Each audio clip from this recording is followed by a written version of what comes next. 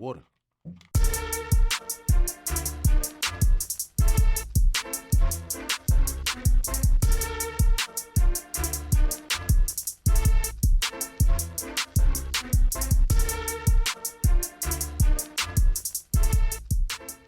What's going on, ladies and gentlemen? We thank you for tuning into the Sports Life and Everything Else podcast, aka S.L.E.E.P, where sports, life, and entertainment collide. Presented by the Away Team and produced by Excellence! My name is Michael Roberts, aka Mike on the Mic, and I'm joined by my good friend and co-host, Mr. Taylor Suber. Howdy, howdy. What's going on, y'all? What's popping? What's good? Taylor, how you feeling today? I'm feeling good, man. I cannot complain, man. Always Beautiful, same old, man. Beautiful. I'm feeling pretty good myself, and we ready to get into it. So, y'all can follow us on Twitter and IG, and subscribe to the YouTube page at Sleep Is For You. That's S.L.E.E.P, I-S, the number 4, Y-O-U. Or listen to audio episodes wherever you find your podcasts. Make sure y'all subscribe to the YouTube page because we trying to spread like cocoa butter. Show love, show hate. We here for it all. Tell a friend to tell 2 friends about us. In today's episode, we'll be sharing our takes on the Tom Brady roast situation and if there's an amount we would accept for that address on Front Street. We'll also be listing the top 5 hosts, our top 5 hosts, and of course, all that good sports talk that makes this the top shelf and keeps the good people tuning in. So without any further ado, let's spin. So Taylor, we're seeing right now where things are changing in the sports landscape as far as coverage. Yep. As far as Watching it. As far as the media situation where things are kind of all over the place and you can kind of look anywhere into anybody for your particular sports coverage. But at the same time, what we're more so talking about right now is, like you said, outlets to watch your sports, outlets to watch your games. I remember growing up, it was NBA on NBC. It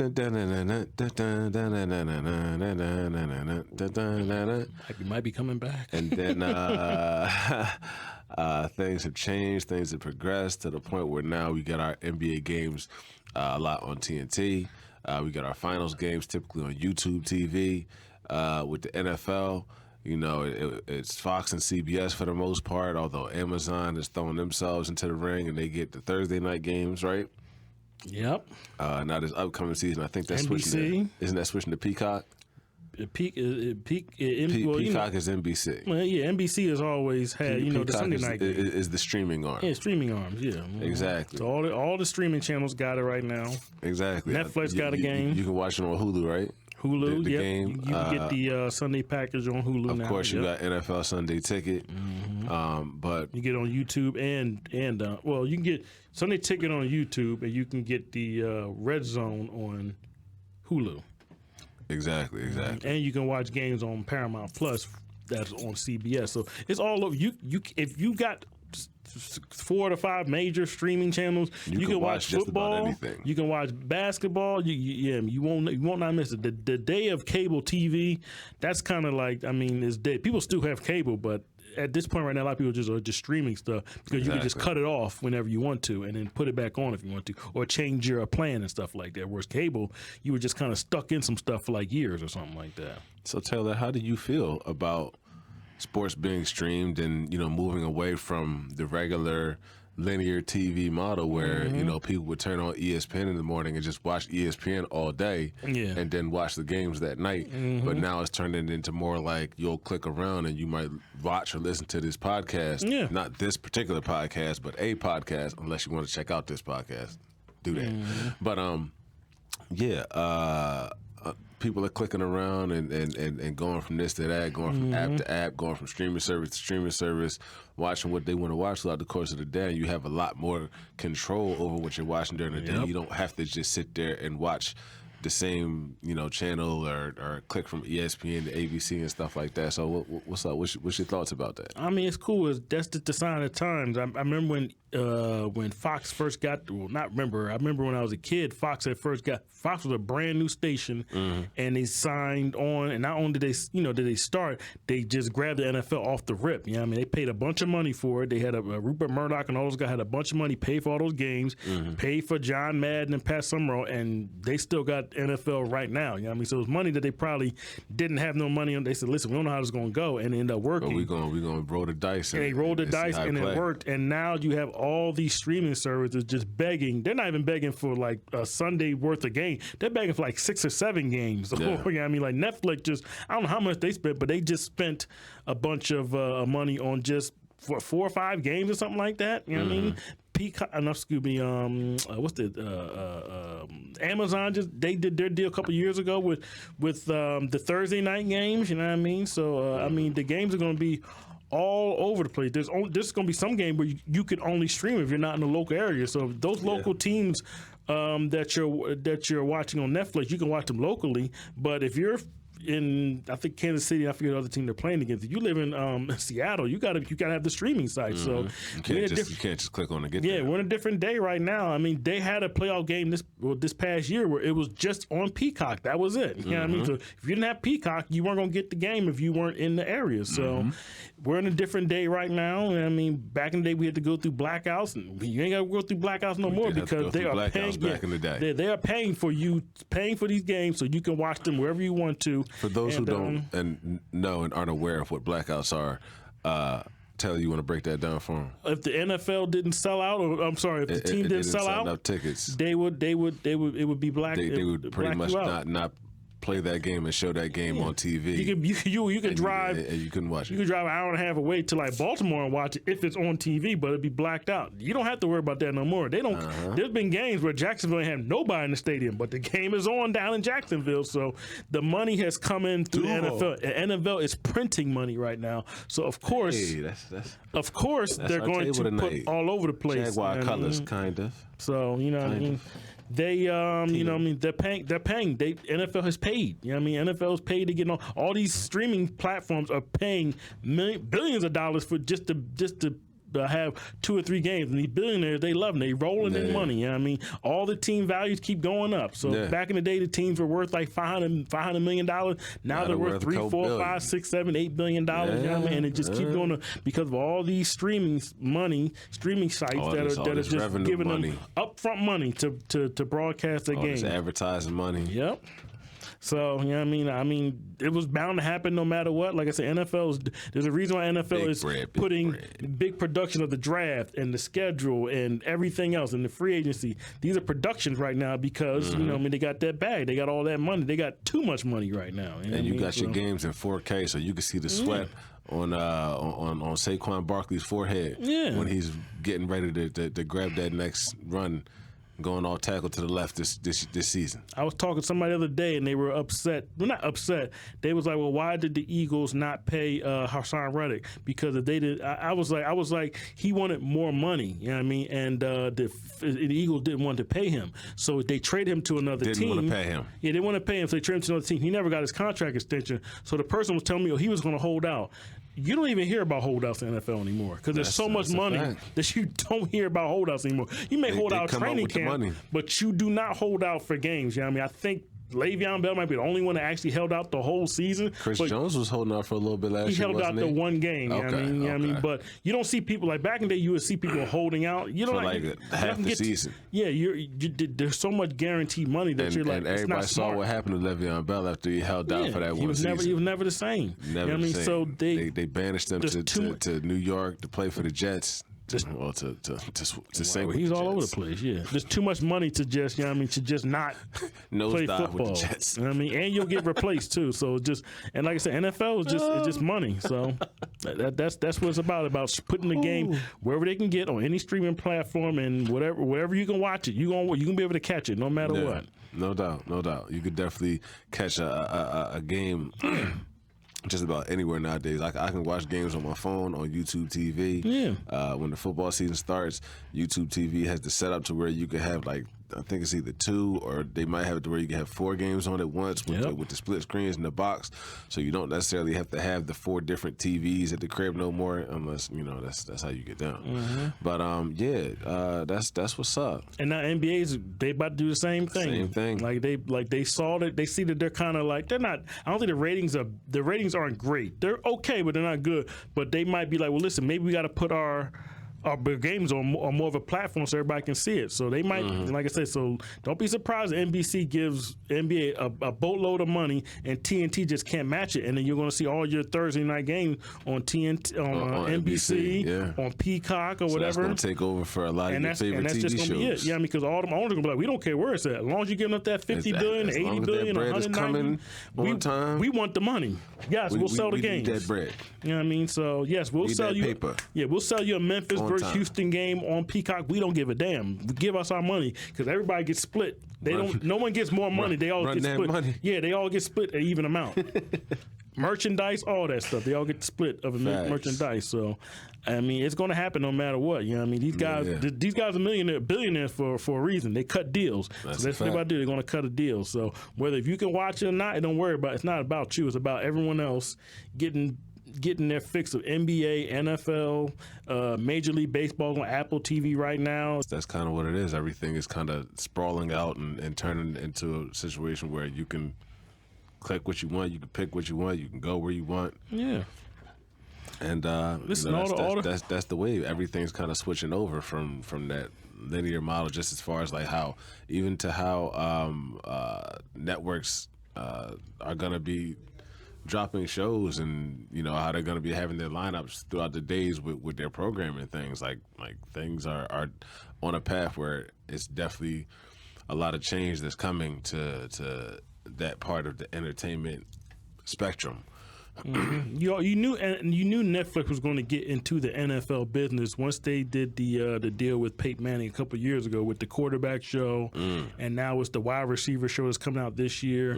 So you knew it was coming with quote unquote Netflix. Netflix has been around for over 20 some odd years. So there's a reason why they're still around, because they know how to switch things up. That's gone when you used to get the things. Netflix. Yeah, forget the movies that come in the pouches back in the late 90s, early 2000s. Y'all probably remember that. That's how Netflix started. You know what I mean? And now they got this whole thing up on where everyone has Netflix. Not too many people don't have Netflix. And if you do get some type of cable provider, they'll provide Netflix for you. Or some of these phones have Netflix in the phone. Oh, if you get this $60, $80 plan, you get Netflix with it or something like that. So Netflix has done a good job of just what they've done of just, hey, we don't have to be the first, but as long as we're in it when it's hot, you know what I mean, we're good. Now we're doing live comedy right now with comedians right now. They've done that over the last couple of years right now. Netflix know what they're doing. You know what I mean? And same thing with Amazon. Amazon bought bought all them games for Thursday night a couple of years ago. So they knew what they're doing. And they may overpay, but right now it's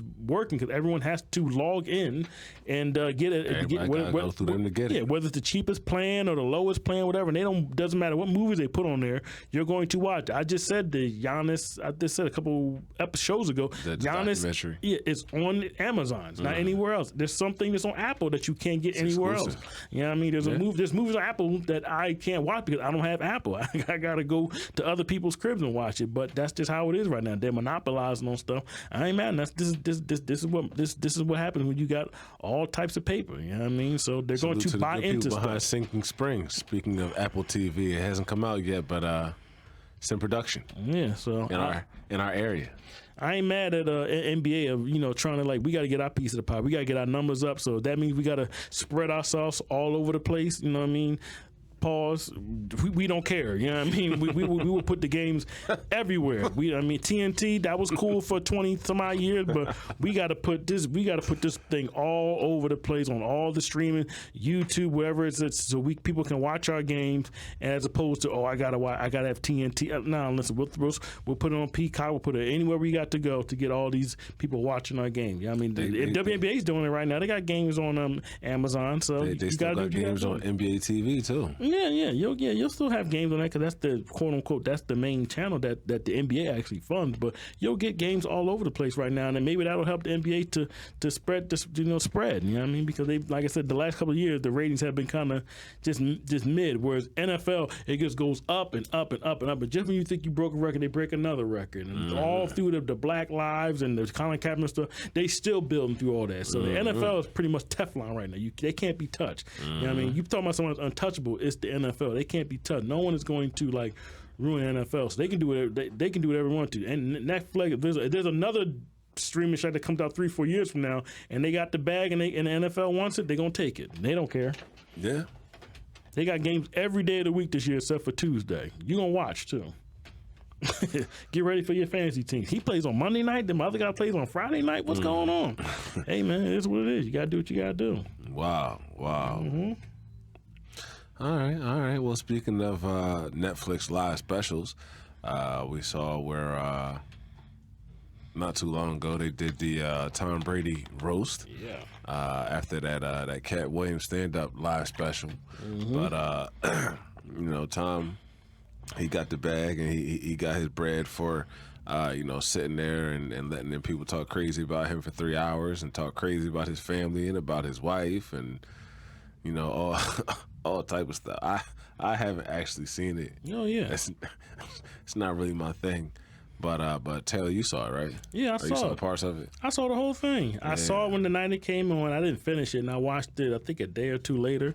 It was. I mean, I might still check it out. I don't know. I can watch stuff like that. See. You know what I mean? Because I like hearing like good jokes. I like hearing the setup, the punchline. I like hearing the quote unquote shock value of what they're going to say. I don't have a problem with I have tough skin, so I can joke like that on people, and they might not like me for it, but I can take those kind of jokes. I thought it was great. I thought it was cool, but but you can tell why people don't do a whole lot of stuff like that because their skin might not be as tough. You know what I mean? So.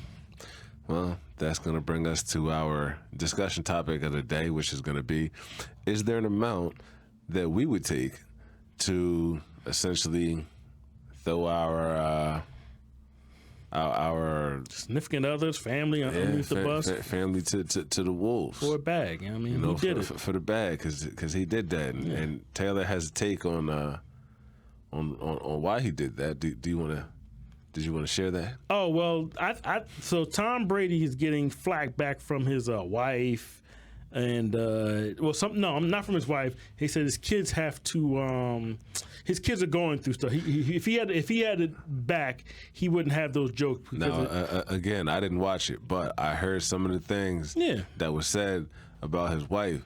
And listen, it's already hard to have an attractive mom when you're in school.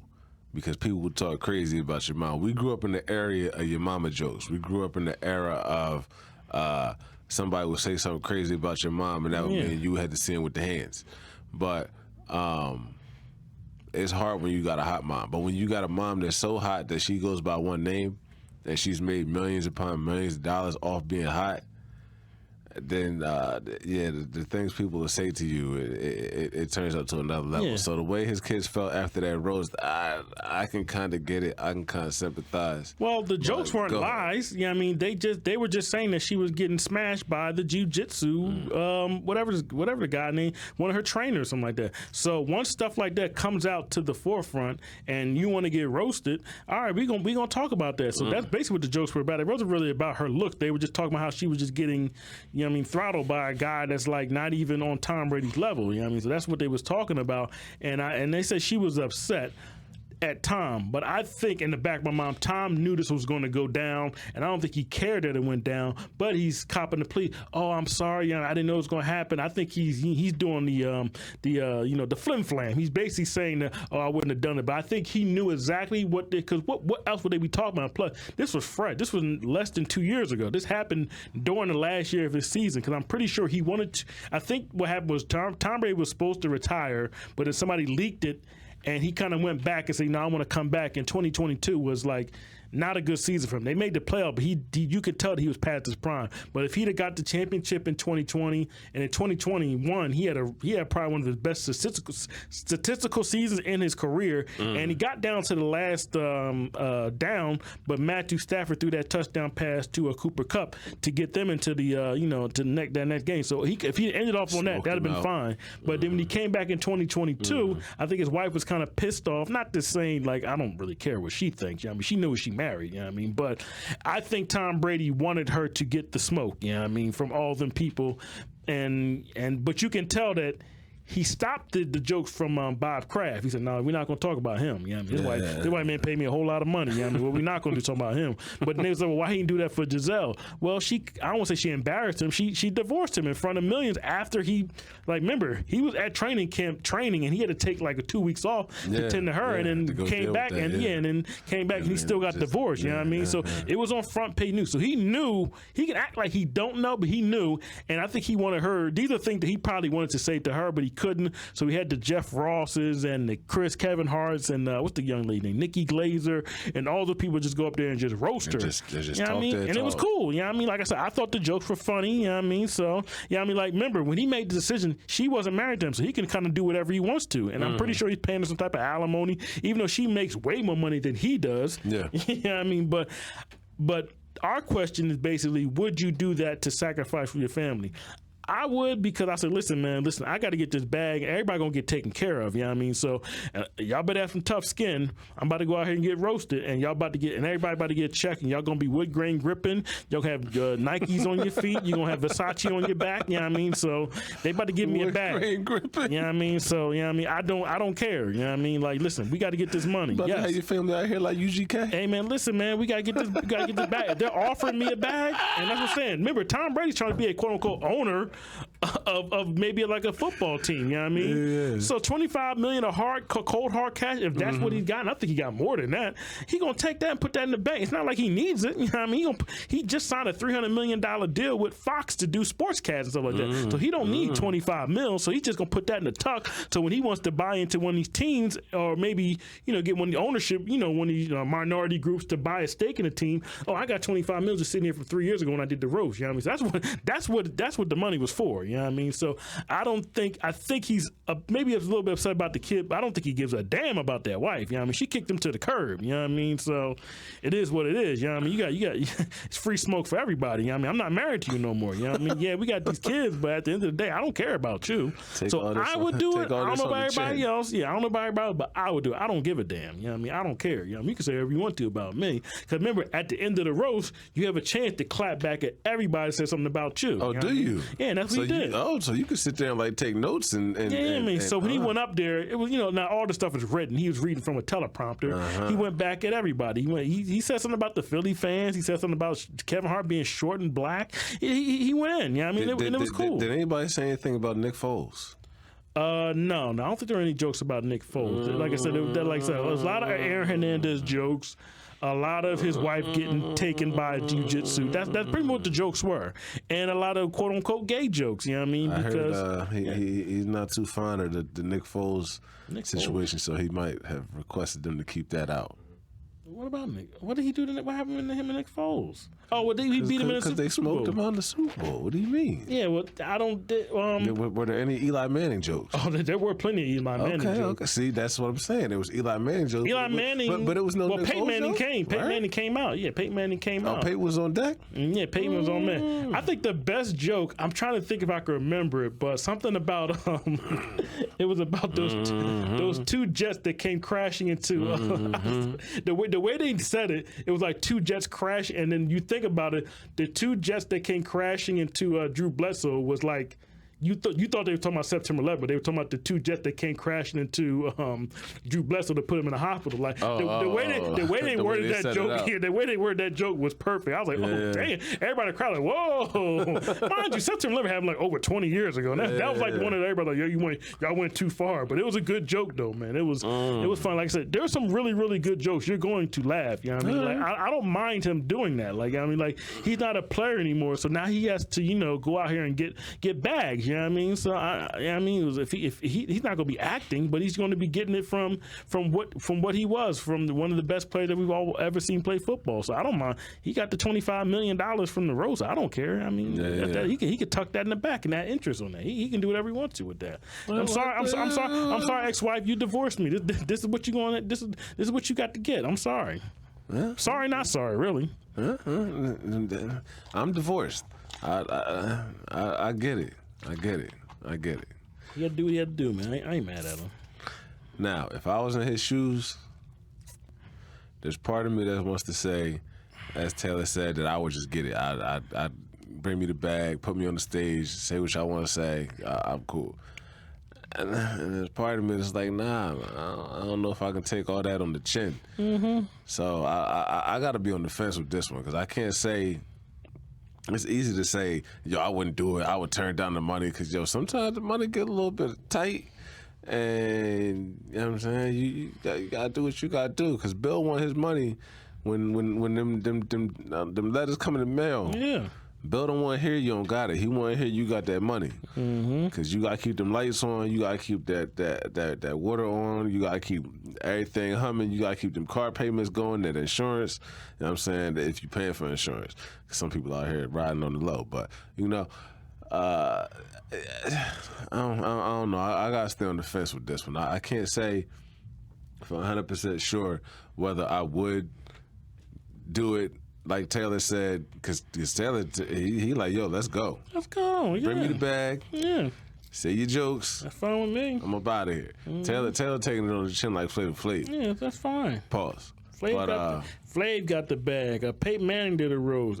What's the name? Alec Baldwin did a roast. Didn't Donald Trump get roasted? Donald Trump got roasted. Snoop Dogg was there giggling. 45 you know what I mean? Savage. Yeah, Snoop Dogg was giggling. You know what I mean? Sitting right up there giving Donald Trump all types of soul brother handshakes. You know what I mean? So I don't want to hear nothing about him not voting for Trump, because it was all cool when it was getting roasted. You know what I mean? And a bunch of other people have gotten roasted. James Franco got roasted. So remember, I'm saying names like, oh, okay, all right, but not a lot of people have tough skin like that. You know what I mean? And I'm pretty sure the people that they pay to get on them stages, like I remember De Niro was at what's his name's roast? What's his name? Alec Baldwin's roast. So they get big stars to come to these roasts. Ben Affleck was at the roast, and he was awful. He was terrible. I don't know if he was on one or something. He was awful. He literally came out there, he was the worst. You know, he came out there, said something, and just walked away. He didn't shake nobody's hand, nothing. He was trash. You know what I mean? And they should cut that out of the roast. Like if they wanted to do like an edit job, cut out his 7-8 minutes. It was weird. Out. Yeah, he was awful. And because nobody knew he was here. Like I said, Ron Burgundy, he was cool. Take his part out like cancer. Yeah. He was awful. Like he looked like he didn't want to be there. Like, bro. Like, yeah, it was that was weird. That's wild. Yeah, he looked crazy. Yeah. Got to eradicate his part of the roast. Yeah, it was bad. he was bad. Yeah, everyone else was good. He was terrible. Randy Moss was trash too. Yeah, Randy Moss was trash too. Yeah, he was awful. Yeah. You said the players wasn't really that good though, right? No, because you could tell they were reading some stuff. Drew Bledsoe was good, but Julian Edelman was just okay. Like I said, most of this stuff was just about being Jewish and being gay. I mean, that was cool. But Randy Moss was trash.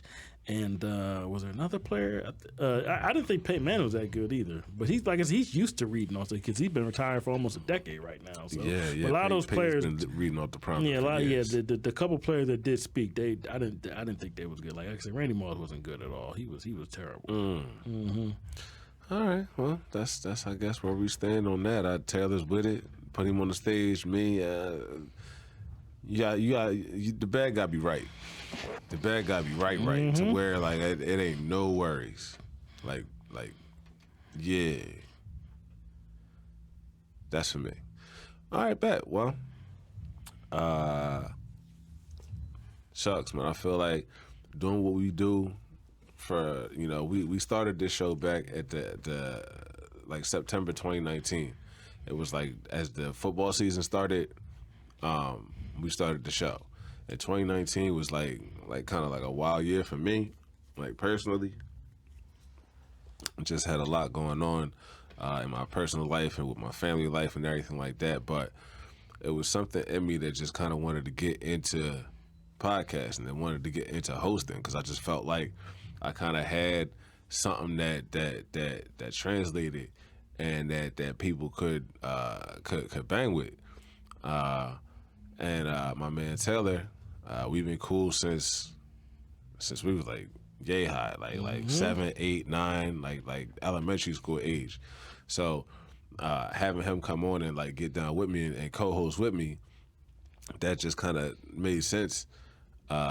Just to give people a different perspective and a different like outlook on takes and stuff like that than just what I'm giving. Like if I'm just giving it, then it's only coming from one place. But if we both doing it, you might get two different views on something. You might get the same view on something, but either way, it's some level of variety to it. But I feel like we have gotten to a good place where it comes to hosting, to where we're entertaining and we do what we do, and y'all ultimately will be the judge of that. But I say all this to say that we're going to get into our top 5, which is going to be us listing off our top 5 hosts, and that could be people who hosted radio shows, that could be people who hosted television shows, that could be people who hosted game shows. Any other hosts that we could possibly throw into it, Taylor? Game shows, hosts. If you like the host that's hosted like multiple award shows and stuff like that, Yep. they qualify. Absolutely, yeah. You know what I mean? Reality shows. If there's a host of that, you know what I mean. So yeah. Any type of somebody where they're hosting. Where they're hosting it. Yeah. If you like the people that host them presidential debates. I don't know who the people are, but yeah, you can do those too. I think Chris Cuomo was a host. One of them, I think so. I'm not. Yeah, I don't know none of them. Yeah, but yeah, that could be a favorite host, or a host of a news show. You know what I mean? The late great Larry King. You know what I mean? A host exactly. with suspenders and everything. The late great Larry King. He was one of the best to do it by a lot of people's standards. All right, cool. Well, I will start it off at my number 5. And this gentleman did host a game show for a long period of time. I believe he's coming up on the end of his run and his tenure now. But let me just see if I can look up real quick how long he's been doing it. If you think of what I'm thinking about, he's been doing this in 1981, I think so. Mm-hmm. He's 77 years young. He's been dedicated to the ABC network for many years. And yes, it looks like he did start, as Taylor said, in 1981. Yeah. And that is the one and only Pat Sajak, the host of Wheel of Fortune. And Pat was always like super cool. Like even if things like got a little like shaky on set or whatever like that with like a contestant, which I can't remember any specific times off top, but Pat was always super cool. He always kind of had this calm like confidence about him. And you know what I'm saying, the way he would say the letters and the way he would tell you if you got it wrong or you got it right, and the way he was calm when he was opening up the envelopes to see if you won something or not. Like he had a swag, man. And that was one of them dudes, man. As far as like the game show hosts go, I remember many nights growing up watching Wheel of Fortune before Jeopardy came, after Jeopardy came on actually, and before TGIF started at 8 o'clock. Wheel of Fortune would be on from 7:30 to 8. So I have very fond memories of Pat Sajak doing his thing and Vanna White going up and spinning the letters as it used to be. Yep. And then it turned into they got the little touch screen, so she would just go up and touch it and it would turn into the letter. But they definitely did their thing. Upgrading over the years. Yeah. Old school and new school. Yeah, the technology got switched with the times, man. All right, number 4. We were talking about NBA media earlier and things like that, but this guy's been doing his thing for a long time, and he was kind of like one of the anchors of the show that he's on. But unfortunately, it looks like their run is coming to an end pretty soon. But he is 67 years young, and he's been doing his job with his network. Who?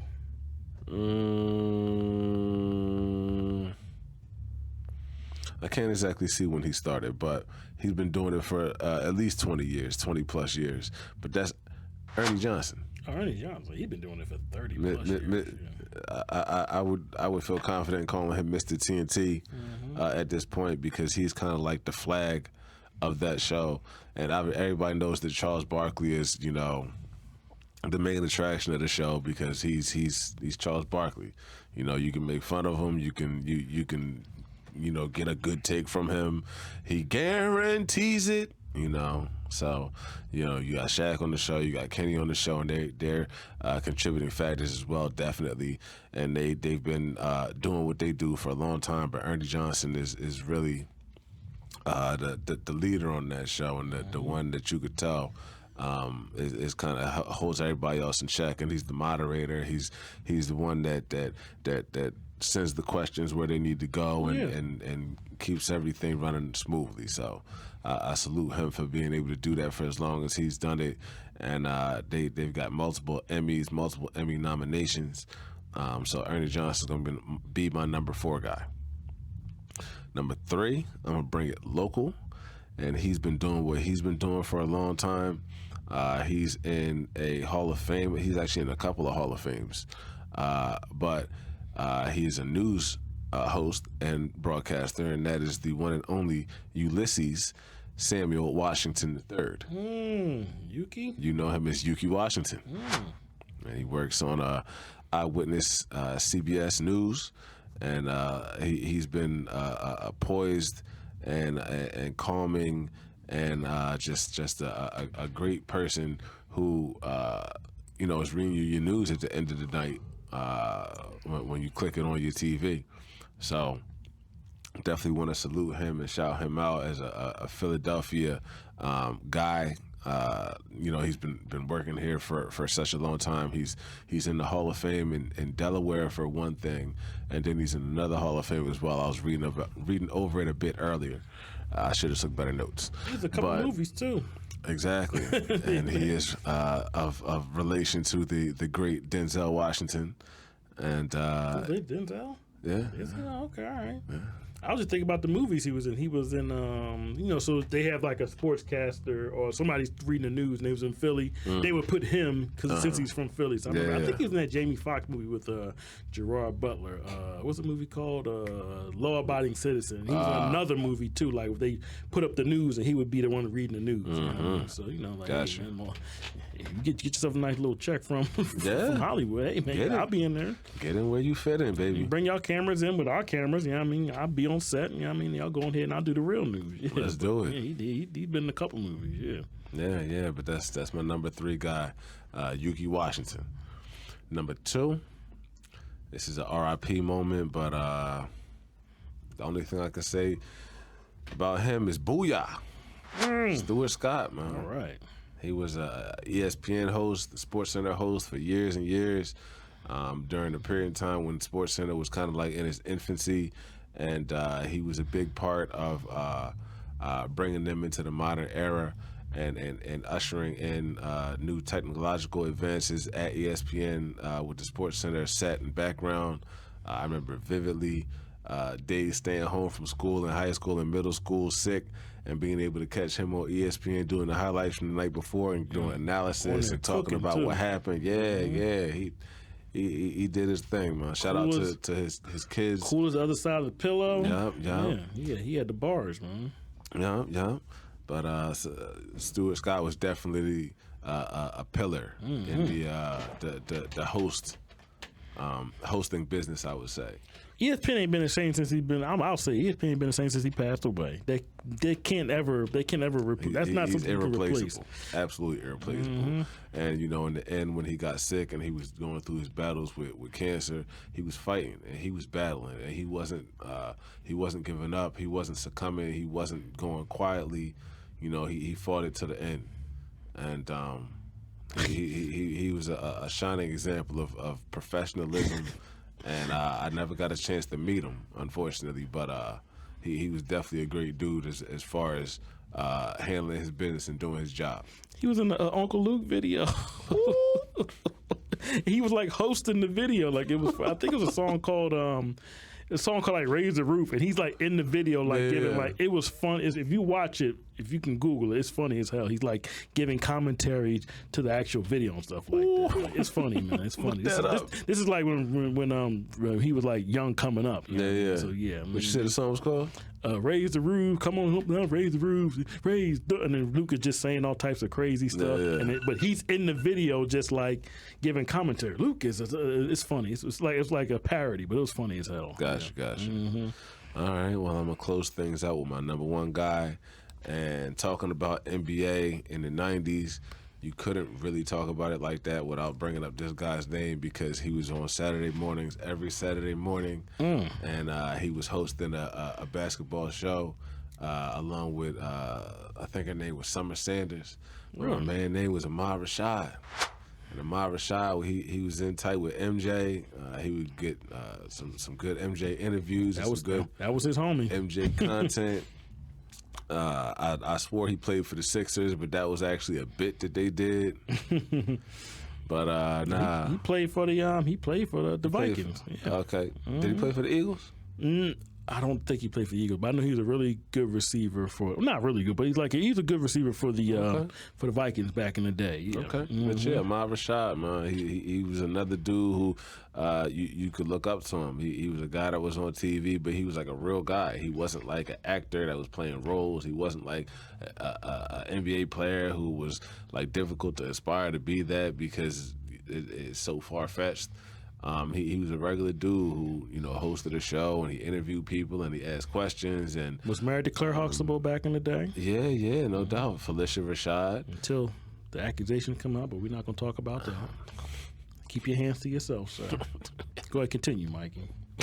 You know me, I like to snitch. Hey, yo, tell her. Hey, man, it's documented. I'm sorry. I like Ahmad Rashad. Yeah. But yeah, no, as far, I can't speak to the man's personal life. I don't know him like that. But on the business side, when it came to hosting that show, I think it was Inside Stuff. I think Inside Stuff, yeah. Mm-hmm. But anytime Mike had an exclusive or he doing one of them interviews where Mike was walking the golf course, Ahmad Rashad was right there. You know what I mean? So yeah, that was who MJ trusted. You know what I mean? So and I remember watching him on Saturday mornings on that show after shows like Hang Time.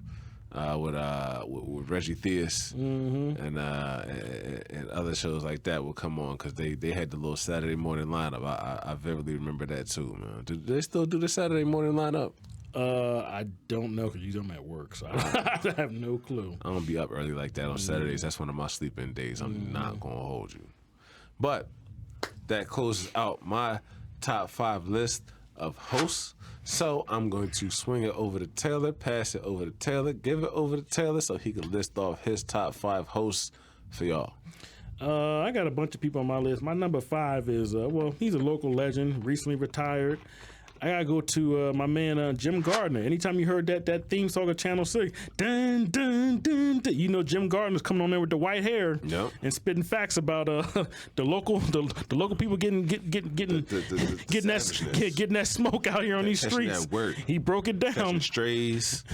2 were shot and another man is in critical condition. Fires, car accidents. Jim Gardner was just a professional, you know what I mean? Yeah. So he got it in, you know what I mean? And he was I heard he's a really big Phillies fan and stuff like that, but salute to Jim Gardner. I think he just retired last year, but when Jim Gardner, job well done, sir. On tonight's news, oh damn, what did North Philly do to now? Like the way he broke it down, he was just like another man was shot and a car chase happened and somebody else got carjacked. Yeah, salute to Jim Gardner. But he was a pro at reading that news. A local legend, Jim Gardner. That's my number 5. Yes, sir. My number 4, she hosted a bunch of stuff back in the day on MTV when I was watching videos and ended up marrying one of the famous basketball players until he did what he did. He didn't hit her.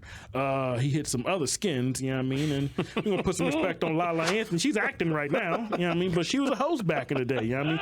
But I always thought she was a good host. She had a good voice. Shout out to Bella. Yeah. I just liked her. She was young. She was a young host too. She was in her early 20s doing her thing. Lala did her thing on MTV. She was on a show with my man DJ Clue. It was called Direct Effect. That was my joint back in the day. You know what I mean? And then they moved her to TRL. So yeah, so back in the day, and she was on the radio. She hosted a radio with Ludacris back in the day, and then she went to L.A. So she was a host. She played a host in the movie, and You Got Served. Yeah. Like I said, she was for her first 10 years of her career. She was like a host. Now she's an actress right now, but she was hosting, doing a whole lot of what they used to call video VJs or video jockeys or whatever. But Lala did her thing. Yeah, but she was on those shows, TRL, Direct Effect, and then she still kind of does it now for like ETV. But I'm pretty sure they got to pay her a bunch of money to do it. But yeah, she still does host, but she's more of an actress right now. So I'll give Lala credit because she does work hard. And I mean, even though Carmelo got money, she had her own bread too. So when Carmelo was playing, she was still working, doing a hosting job, acting and stuff like that. So I'll give her credit to not, going through that man's cash. You know what I mean? I want to see what she's going to be in next as far as acting, because she was in this most recent season of BMF. Yeah, she's in BMF. She got a big part. In the first couple of episodes, she was heavy in it. It got towards the tail end of the season, and she ain't in it no more. That's kind of like what happened in The Chi. She was in The Chi for like the season 3 or 4, and they kind of like scaled her off. Now I think they restarted The Chi, but I don't really watch that show anymore. But she was on that show too. I'm trying to see what's next, man. Pushed her out. You know what I mean? But you know what I mean. But she was a host at the original host. She hosted something recently too. That's what I'm saying. Like she'll still do like guest hosts and stuff like that. Yeah. I remember she hosted the last episode of 106 in Park. You know what I mean? Ooh. So when the show was like going away or something like that, she was there hosting, and they brought in all the old hosts and stuff like that. So she said, "I will never do it, but I'll do it for these people because I'm friends with all these people." You know what I mean? No doubt. That's my number 4. My number 3. I mean, I gotta give it up to one of the OGs from back when I was a kid. My man Arsenio Hall. Come on, man. Hall. Roof, all that, man. My man would have on Tribe Called Things Quest. that make you go, Tupac, you know what I mean? My man had everybody. Eddie Murphy was up on there. Like, he always had the fresh guests on there. Like, Tyson on there. You may have watched Johnny Carson and David Letterman or Jay Leno, but he would have, like, the people that looked like us on his show. And he had a short run. My nigga Farrakhan came up there and started spitting that ism, and they got his ass up out of there. But, you know what I mean? But I liked Arsenio Hall for that little time he was up on Fox getting it in. You know what I mean? That's back when Fox had Living Color. They had Martin. They had Arsenio. Yeah. Fox was black. They thought Fox was black, and then they got too black, and they said, we got to get rid of some of these niggas. You know what I mean? But salute to Arsenio Hall, who had a nice run for about 3 or 4 years, you know what I mean, of that show, and it was always dope. And he would ask like tough questions and stuff too, with the long fingers and stuff like that, you know what I mean? And the chuckle like that. I remember everything about Arsenio Hall as a kid. I would try to stay up late trying to watch him, but I had to go to bed, you know what I mean? He had a couple small roles too. Yeah, some small roles. Then they tried to bring the show back maybe like 8 or 9 years ago, but it just didn't hit the same, you know what I mean? It's not the same climate. Yeah. And unfortunately, one of his last episodes he had on was R. Kelly, and I'm not saying that's what killed it. The ratings were just trash, you know what I mean? But you know what I mean. But R. Kelly was on like one of the last episodes, and but salute to Arsenio Hall, he was that guy back in the day, you know what I mean? My number 2. I mean, I gotta give it up to my man with the slim microphone. My man Bob Barker. Come on, man. Salute to my grandma. Bob Barker was the truth, man. I don't care no one said. He was out there. Bob Barker was a G. During the end of Bob Barker's reign, he was getting all kind of stuff wrong. Like, they would win, and he was like, "Oh, you lost." Oh, I mean, you won. Like, you could tell he was going through Alzheimer's or something. He was just missing all kind of stuff. Like, when they would do the bids at the bottom, he couldn't even read it. 780. Come on, he was just getting old. You know what I mean? I said, Bob, it's time for you to go. Like, you can't read. You got probably cataracts in your eyes. But Bob got pushed into retirement. Yeah, man, because he was just the last 3 years were bad. But he always brought the excitement. You know what I mean? And the wheel coming down and Plinko, he was on, but you could tell towards the end it was like I mean, he just passed away last year too. But my grandma, you know what I mean, even though she married my grandpa, she said, man, that Bob Barker, man, she was into that boy, you know what I mean? So you know what I mean, Bob Barker was the truth back in the day though, man. So I remember as a kid watching Bad Barker. Your grandma was about the milk and the coffee, yeah, she was listen, she was with Bob Barker back in the early 90s. She was with him, you know what I mean? So salute to Bob Grandma. Barker. Yeah, Bob Barker was the truth, man. R.I.P. to my grandma. She loved Bob Barker. You know what I mean? Yeah. I was going to throw Bob Barker on my list, but I did have a little stay up top. So if you've been up top, you seen where Bob Barker's name be. Bob Barker got them checks, man. You know what I mean? Maybe it's another Bob Barker. It's a common name. You never know. I don't know. But my number 1. And why I made this list anyway is because he's the perfect host for the perfect show. I remember when he first started, after the first two hosts kind of like, they were cool, but I think he made the show better because of what he did as his background coming up through the extreme. And I gotta give my respect to my man TJ Lavin for the challenge. You know what I mean? TJ Lavin. TJ Lavin. TJ is that dude. Is Salute a to great, TJ. Salute great, to the challenge. great bro. host for the challenge. You know what I mean? Remember, the challenge is about doing death defying and all these type of things. He comes from the X Games. You know what I mean?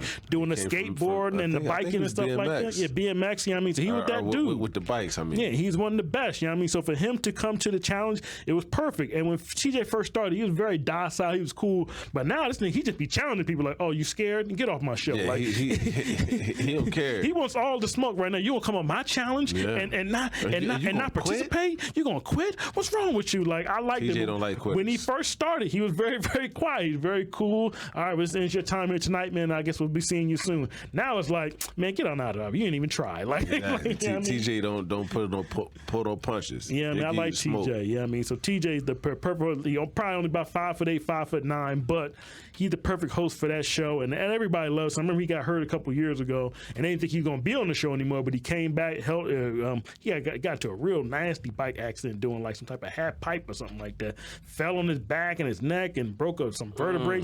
Came back the next season. He was cool. You know what I mean? He didn't even say thank y'all for it. He said, "Hey man, I'm back, man. Y'all thought I was getting rid of me." You know what I mean? So salute to TJ Lavin. He's one of my favorite hosts, and he's the reason why I kind of watch this. I don't even care about the people on the show. I just care about him and how he just lays out what they got to do and what they don't do and how you get disqualified. So I like TJ. TJ's a good host. He's my number one host. That's my dude. You know what I mean? I like the show. I watch for the contestants, but TJ is that dude. TJ's the truth. Salute to some of the ladies on that show. What up, though? Yeah. Salute to some of the fellas on the show as well. Going strong. They still doing 40 their thing. seasons. You know what I mean? They're on Paramount Plus right now. Mm-hmm. I'm in the midst of watching the current season. It's All Stars, Challenge All Stars. Yeah. Mm-hmm. But yeah. Shout to Cam and Leroy. I see y'all doing y'all thing. They're married, aren't they? Yes, they are. That's what's up. And Lil Kingston. Yeah, see, I stay up on it mostly. Yeah, I like I said, CT, that's my guy. Like I just like Darrell, that's my dude. Darrell, you know what I mean? So a lot of the contestants are cool, but I be watching for TJ. TJ, you know he gonna say something smart. TJ definitely just be getting smart. When he made my man, he said, "Jay, are you crying?" Like my man was crying, was eating the food. I can't do it. He said, I can't eat it. Get off my show! Like it was just so funny, man. It's like it's food, dude. He's funny, man. He's like I said, and I'm pretty sure that wasn't a final. It wasn't a final. I mean, if you do anything not, because once you get to the final, that's it. And if you're scared, if you're scared of heights, something like that, he's not. And he's gonna be right there, like too. Like sometimes they'll show camera angles where he's not there, and all of a sudden you'll see him in the camera, and he's like, and he's got this look on his face, he about to say something. And you just be like, please, teacher, just have your timing, and it just be like, what's going on? Yeah. You just saw so and so do it. You can do it too. Like exactly. he's kind of motivational, but he's like a smart ass at the same time. Mm-hmm. But I think he's the perfect host for that show. I don't think anyone else could be a host for that show but him. You know what I mean? So and he actually does push some of them to do things that they don't want to do because they don't want to let him down because they don't want to see that face or get yelled at. Exactly. So you know what I mean? That's big. Yeah, like he can talk that talk because he busted behind on that bike. The bike landed on him and everything, and he broke a bunch of vertebrae. He came right back. You know what I mean? So yeah, I mean I gotta salute him. You know, he's just not one of the people just placed it. He was in extreme sports back when nobody even cared about it. You know what I mean? Until when it got big. So I'll give him that. You know what I mean? Yeah. So TJ Lavin's my number one. He's one of the better hosts out here right now. Well, I want to give a quick honorable mention to somebody who's been doing it for a little bit. They have a podcast that they've been doing for a while, but he switched over his flex to hosting TV shows now, and that's DC Young Fly. He hosts Celebrity Squares. I don't know what network or what station it comes on because, like we said earlier, networks and stations is all over the place. But he hosts Celebrity Squares, and I've seen a couple episodes. He's doing his thing. I'm saying he got good timing. I'm saying which obviously you should because he's a comedian. But you know, he's witty. He brings a good amount to the table, and I like what I see right there. So, any honorable mentions for you, Taylor? I got two. I got Wendy Williams. Now I know y'all may not liked her, but she would have the radio and the TV on fire, just spreading all types of salute to her. She was up on Diddy first, but we're not gonna talk about that. And another host I She liked. almost comatose. Yeah, well, she's going through some struggles right now. I mean, blessing to that woman. And then my man Conan O'Brien. Prayers up for Wendy. Conan, I always liked Conan back in the day. I always thought he was funny. He was awkward, and his humor was. I thought his timing of his humor was always funny. I mean, so his late night show was like the only one I used to watch back in the day. He was after Jay Leno, so you had to stay up to like 12:30, and he would be funny doing the dance and getting the things, and I mean, like his comedic timing was really, really good. A lot of people got a lot of respect for. So when they come on the show, they know they got to bring it because he gonna bring it during the interview too. You know what I mean? So Conan O'Brien, that's my guy. You know what I mean? Still funny to this day too. You know what I mean? Now that you mention it, it is a couple music people I will throw in there. Big Boy from Big Boy's Neighborhood. He's a really great host. He's been doing it for a really long time. Obviously, Sway from Sway in the Morning, formerly from MTV. Sway is an absolute vet in the game. Got to salute to him. And Angie Martinez. She's still doing Angie it. Martinez, she still has she has a podcast now that she hosts, and she just does one-on-one sit-down interviews with people. But she's been doing it for a really long time too. Put in a lot of work up in New York with Hot 97 and everything like that. And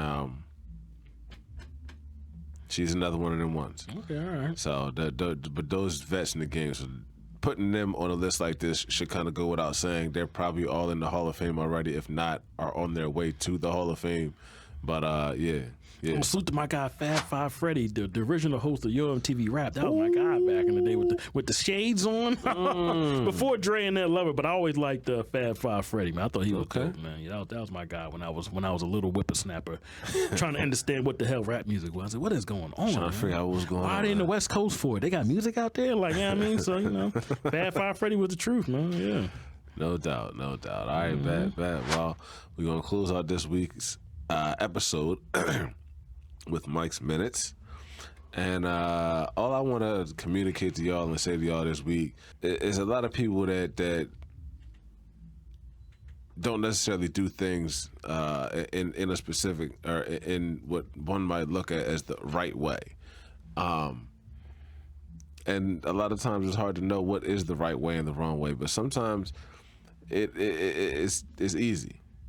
And sometimes you could go down the wrong road, or you could be doing the wrong type of thing, and you could end up getting a little bit of criticism from whether it's your friends or it's your significant other, your girl, your man, your parents, your boss, a coworker, a colleague, you know, somebody else that's in your field.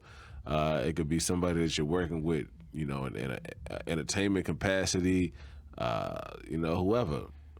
But one thing about criticism is that it's good for you. Criticism, I believe, is good for the soul, as long as it's the right type of criticism, and it's not, you know, just trying to put somebody down, just trying to be mean-spirited. You know, you got to keep in mind your source and where the criticism is coming from. But if it's coming from somebody that you got respect for, somebody that you got appreciation for, somebody that you know has love for you, somebody that you know has your best interest at heart, or is trying to push you to be better or to do better or to reach higher levels or whatever the case may be, then, you know, maybe you might want to listen to it and heed to it. And don't get me wrong, don't get it twisted. I don't really like criticism myself. Not many people do. It takes a really strong person. It takes a really strong mentality and a lot of self-confidence and belief in yourself to be able to take criticism in stride, to listen to it, and to actually try to apply it if it's something that makes sense and something that you believe works for you, for whatever like that. But if you can find your way to that place and you can, you know, put your ego to the side a little bit, put your pride to the side a little bit, and just, you know, step back from the situation and take a look at it from a broader view, from somebody else's perspective, just a little bit, you might be able to get something good out of criticism, and you might be able to move to the next level. You might be able to further that thing that you've been doing that you just can't quite get right, or you just aren't quite ready to release to people or get out in front of. So keep your ears open, keep your eyes open. I always tell my kids the 3 L's: look, listen, and you will learn. So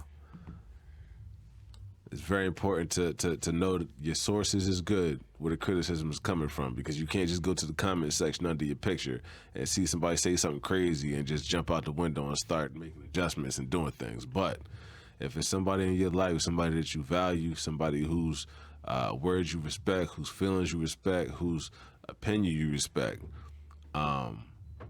then maybe you might want to open your ears a little bit more and open your mind a little bit more to that criticism, because it might help you out in the long run.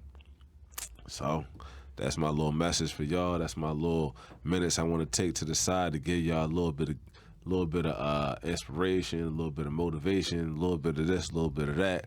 But follow us on Twitter and IG, and subscribe to this YouTube page, at Sleep is for You. That's S.L.E.E.P.I.S,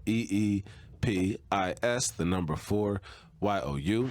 Look out for audio podcasts, audio episodes. If you can't catch us on YouTube, you can always listen to us in the car, on the ride. You can listen to us at work if it's allowed, wherever you at. Apple Podcasts, Spotify, iHeartRadio, TuneIn Radio, anywhere else you can find us, we are there.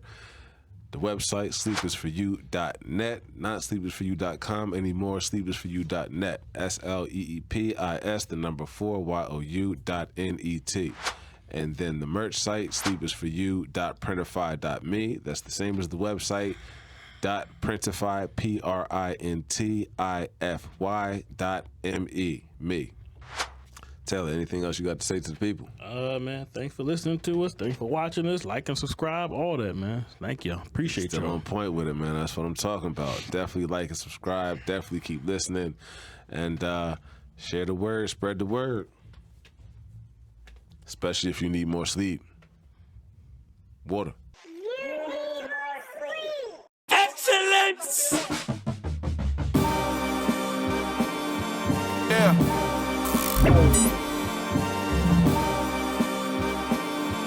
We back.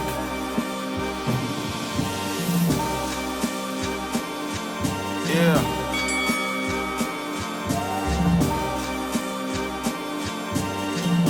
The GP will see you now. Look, free to return to that emo rap. Ain't no kilo stash. Augusta's son had to reload that. Daddy gone, but his legacy strong. How do you figure? I too thought I'd be dead, all things considered, but I'm living, thriving and growing, fighting opponents that I'm with it, striving to know who died for the lowest. Don't you get it? The industry hopers try to control us, I ain't with it. I got me a goal that's highly explosive with my wife and my baby. What I'm writing is weighty. Call me S.O. or Bebenberg. They knighting me lately. Stand where the light is, feeling lighted, delighted, and maybe I'm getting grown. Nothing wrong with Bible and Baileys. I open up the text, got my mind closer off the edge. Goes the architect. I ain't gotta go to your connect. I gotta go direct. Him and I through the sun up.